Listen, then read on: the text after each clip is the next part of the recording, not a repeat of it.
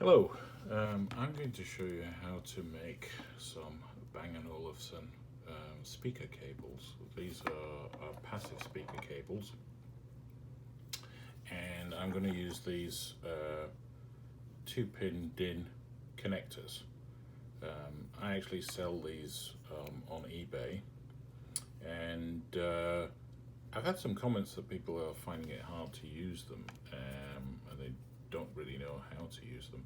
So I thought I'd make this video to try and show you how they're supposed to be used, and I'll put it on my eBay sites, but just in general for everybody so that they know how to use them and how to make some cables.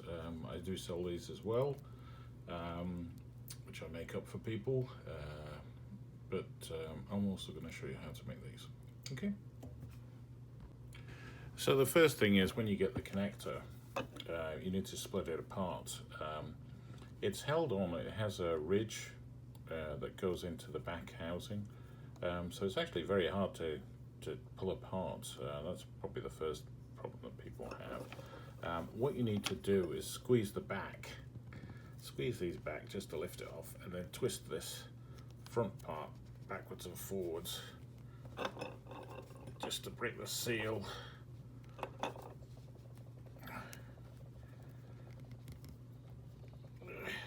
There we go. And then it pops apart like this.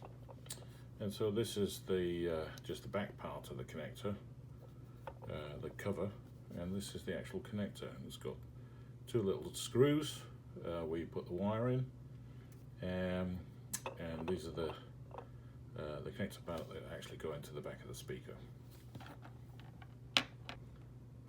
So once you've got your connectors split apart, you've got the backs taken off, and you've got the connector part. What you want to do is just take a screwdriver and unscrew the pins slightly.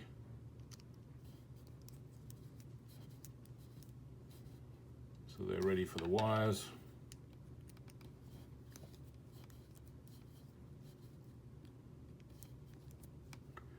Don't take them all the way out, you don't need to. Just have them slightly out, ready for the wires. We'll put those to one side.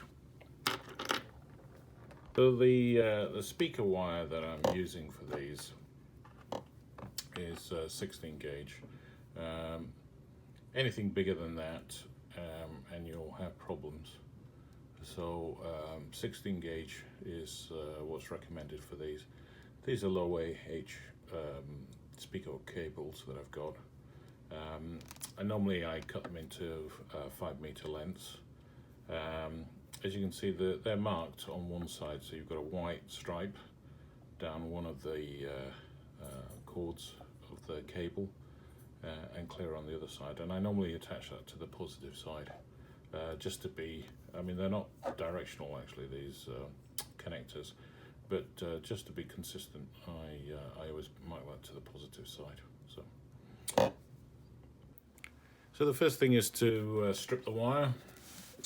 So what I normally do is you can do it by hand, but I usually use an X-Acto knife and just break this the connection in between the two wires. It just makes it easier to split apart. So and then I split them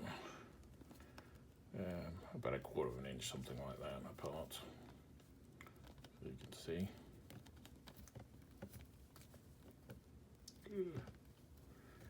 Oh, too far, never mind. Okay, so 1/4 of an inch is usually what I do, like that. And then I get a wire stripper tool. These are marked, obviously, for the right size of cable.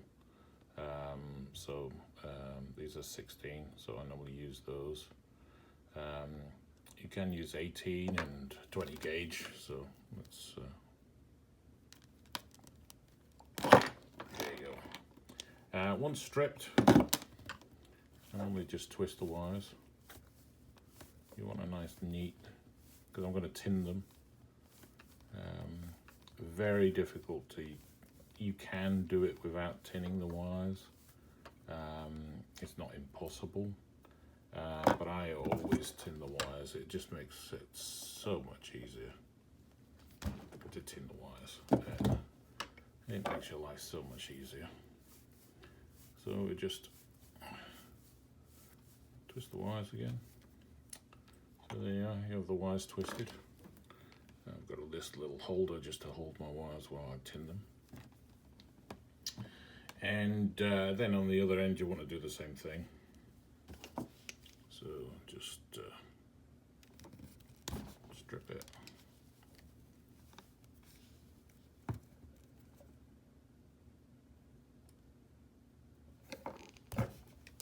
Maybe a little bit more for that one. Let me just twist this one first. There we go. Nice and twisted. And a little bit more for that one. There we go. It's a bit like too long now. There you go. Yeah, there you go. So that's all stripped. Ready to go. Let's put it into my holder. So I've got 2 wires in my holder ready to be tinned. And so I've got a little soldering iron. It's just, there's the tip of my soldering iron. Let's clean it off. And then we just want to, let me show you this way. So you just want to run a bead of solder like that over the tinned wires. So over that one. I put a bit too much on that one actually. There you go. Just take it off if you need too much. Same for this side.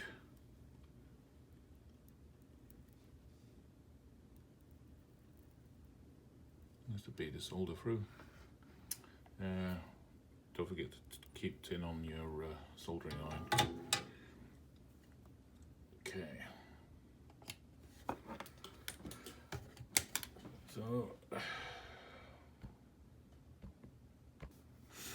So the next thing you want to do is, first thing is slip over your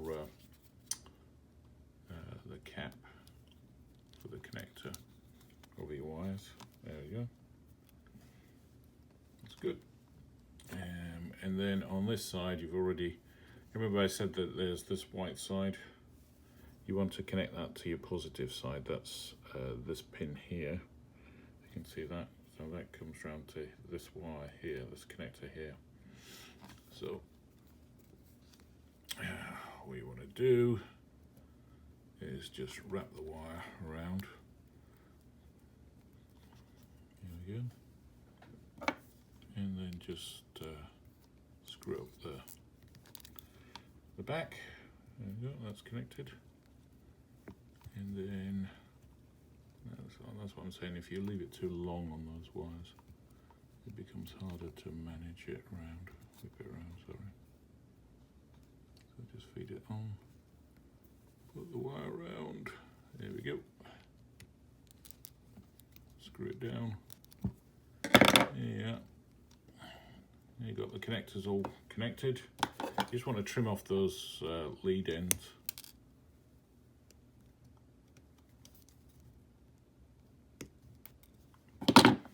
There we go. So that's all connected up. And then you want to slip on this cap.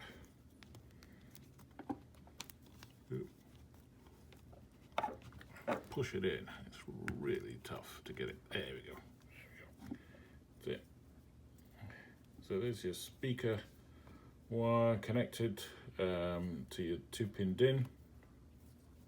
Ready to go. Just wrap her up and you've got a second one, and you've got a pair of speaker cables. I hope this was useful. Thank you very much.